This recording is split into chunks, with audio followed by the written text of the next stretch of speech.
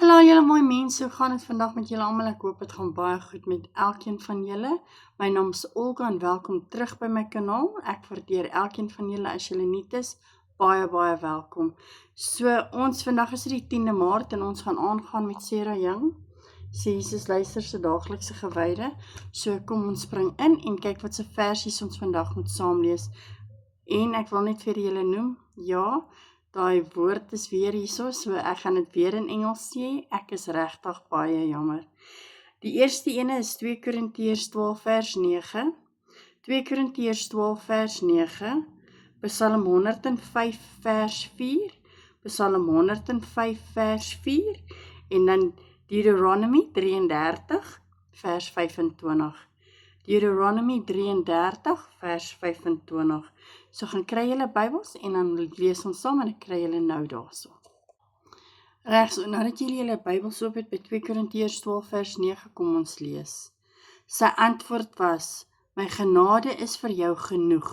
My krag kom juis tot volle werking wanneer jy swak is. Daarom sal ek baie liefde oor my swakhede roem, sodat die krag van Christus my beskikking kan wees. En dan Psalm 105 vers 4 en hier so staan: soek hulp en beskerming by die Here, soek gedurig sy teenwoordigheid. En dan die laaste enetjie is Deuteronomy 33 vers 25.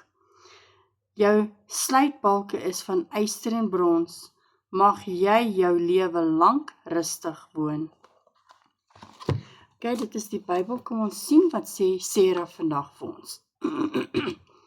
My groot God, ek wil nie toelaat dat omstandighede my intimideer nie. Herinner my asseblief gedurig deur dat hoe meer uitdagings daar in my dag is, hoe meer krag sal U vir my voorsien. Ek het eers gedink dat U vir my elke dag dieselfde mate van krag gee, maar ek het agtergekom dis nie waar nie. Tog is ek geneig om soggens wanneer ek wakker word die probleme wat vir my voorlê te analiseer en dit te meet aan die gemiddelde krag wat ek daagliks het. Ek besef egter hierdie kommergedagtes is nie op die werklikheid gegrond nie en ek wil vry wees daarvan. Here, U weet wat elkeen van my dae inhou en ek kan U vertrou om elke dag die nodige krag vir dieselfde dag te gee. U wys my dat die krag wat U vir my op 'n gegawe dag gee, grootliks van 2 dinge afhang: hoe moeilik die omstandighede gaan wees en hoe gewillig ek is om op U te vertrou wanneer ek daardie uitdagings moet aanpak.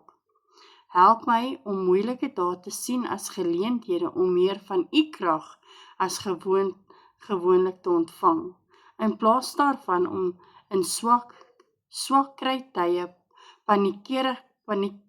paniekerig te raak, kan ek op U staat maak om te voorsien wat ek nodig het.